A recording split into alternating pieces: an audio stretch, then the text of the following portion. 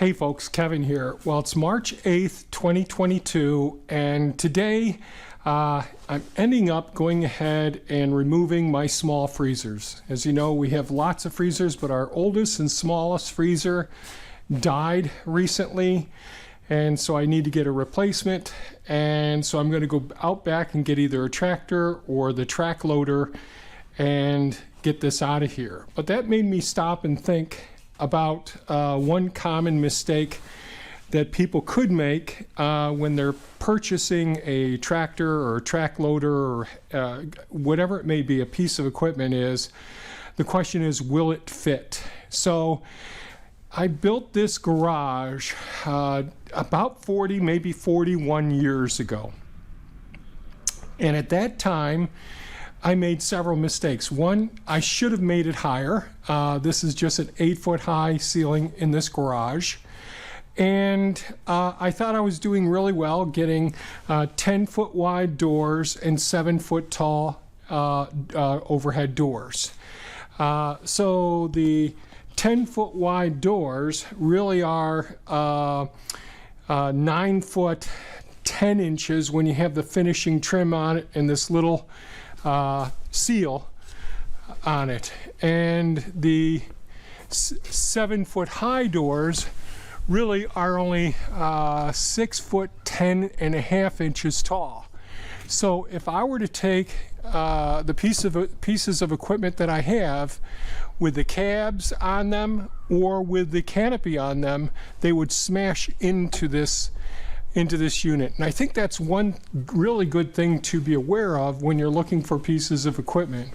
So I'm going to go out to the shop area, which built the shop. This was redone probably 15 years ago. Gosh, time flies by. And so the center of the shop is, the ceiling is 14 feet high. But the drive-through sides go down to, I think it's 8.5 feet at the outside edge. I think that's what it is. But the overhead doors, I made those 12-foot wide. So these are 12-foot wide overhead doors, or the opening is. And these are 8-foot tall door openings, which means that when I say it's 12-foot opening, it's really 11 feet 10.25 inches between the finish molding there. And when I say it's actually 8 feet tall, it's actually 94.5 inches tall.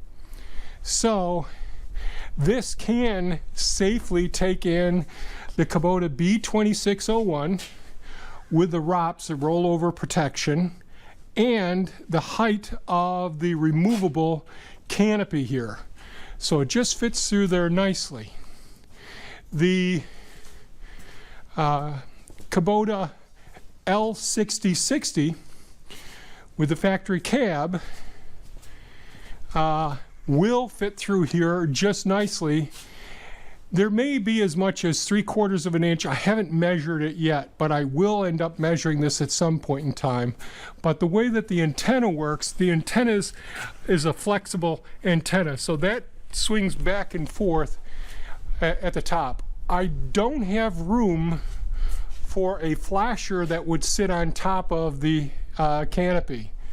Even the zero-turn mower with the rollover protection, this one could fit through the 7-foot overhead door with the ROPS up. I don't know, I haven't ever checked it out with the canopy on top of it. So the canopy that I have on the B2601 over here can come off of this unit, and I'd need another base plate that hooks onto the other rollover protection, the ROPS on it. And this canopy could come off of the B2601 and go on to the zero-turn mower, which is kind of nice if, you know, I don't know that I'll need that. But you'd have to get the base plate that goes with it. So now we get to the Hulk, which is the Takeuchi TL12 V2. one of the things, I'll climb up on here, there is less than 1/4 of an inch clearing between the top of this unit with the protection that goes on top of the cab for the glass here and all, and I really need that. But you can see I ended up cutting off the handle on my release for the overhead door. Now again, these overhead doors are 8 foot tall, really 7'10" and a half inches, and this is 7'10" and just over a quarter. Just over 1/4 of an inch. So there's just about 1/8 of an inch of clearance. And the other thing I would always have people think about is when you're bringing the piece of equipment into your shop, one of the things you've got to think about is there going to be any heaving of your concrete pad, or if you have a gravel floor or stone floor, is it going to be cleared? Is there ice buildup on it? Because that 1/4 of an inch is going to be significant. So always thinking about how much room you have, and you can see I'm pretty jam-packed in here. And I cannot take this piece of equipment out the front door, this overhead door here. And the reason is because as I come out the front door, there's a few inch drop right here. As the front tracks would tilt forward here, what would happen is the back would lift up and rip out the top of the overhead door. So I just thought I'd share those observations, and always be thinking if you wanted to have it in undercover, and I know that a lot of people will build another protection or put up a high tunnel or a run-in shed, those sorts of things, like a pole barn type run-in shed to have it under. But if you want to have the piece of equipment protected, especially if you live like in the snow belt where we live, there's no fun digging out the piece of equipment first, getting it all warmed up, especially if you don't have power nearby in case you have to charge the battery or whatever. So having it, at least knowing ahead of time before you purchase the piece of equipment, is being able to answer the question, if you're thinking about having it inside of a garage, ask yourself, will it fit? And think about, are there any changes in elevation to the entrance of the area? Is there a possibility that there will be heaving? And if you happen to have one of these handles here, is it down far enough where it would catch on the lip of it? This won't. So I can leave the handle here, or I need to cut it off, like I had to do in the back section back there. In order to do work on equipment, I had always planned on having a larger, so that's also 12 foot, 12 by 14, I believe that one is, or 12 by 12, or 12 by 13. I can't remember right now. So I could actually get Elon, the excavator, in here and be able to get a piece of equipment in here and work on it as well in the central area and flip up the cab without any problems. But I thought I'd make this hopefully quick video and just share with you the idea of assessing where you're going to keep your piece of equipment and where you're going to work on it when there's time to do the service or whatnot. If you're in a cold climate, or if you're in a super hot climate and you want to get it inside and protected, just ask yourself, will it fit, and what do I have to do to protect that piece of equipment? So that's it for today's video, folks. I hope you found this of some value, and I hope you have a super fantastic day. Take care. Bye-bye now.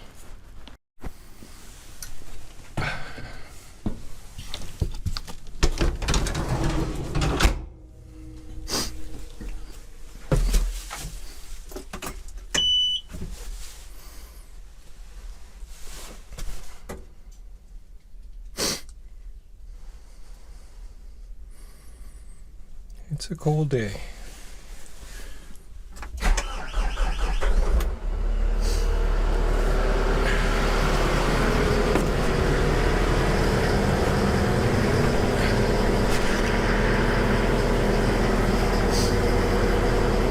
We'll let this baby warm up for a few minutes.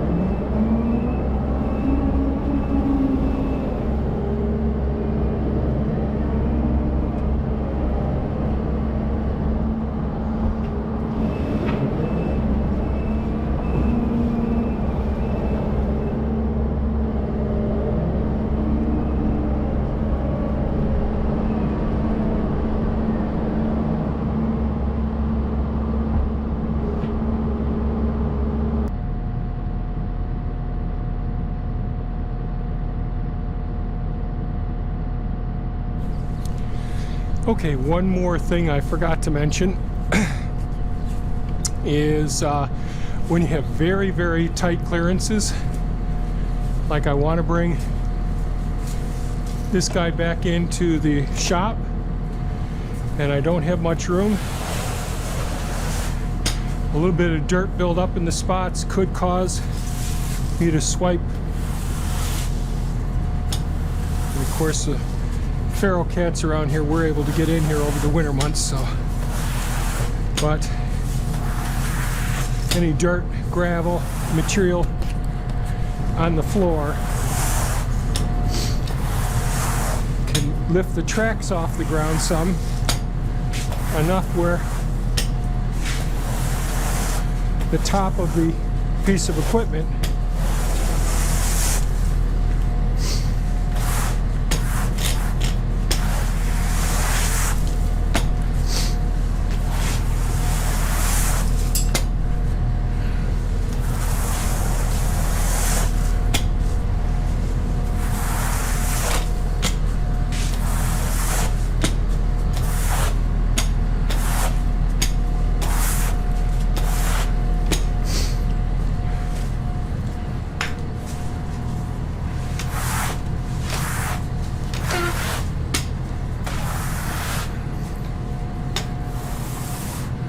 So the whole shop needs to be cleaned, but I thought I'd mention just being aware of anything that can raise the height of the piece of equipment. Now this little bit doesn't matter, but 1/4 of an inch doesn't take too much dirt or a rock to raise the tracks up that 1/4 of an inch. Now, of course, the dirt's going to come right off the tracks since I just back spread some of the soil out there. The good thing was I was able to get the equipment inside of the barn over the winter months, so when I needed to use it, I could get the equipment out as I needed it, and I didn't have to dig it out of a whole bunch of dirt.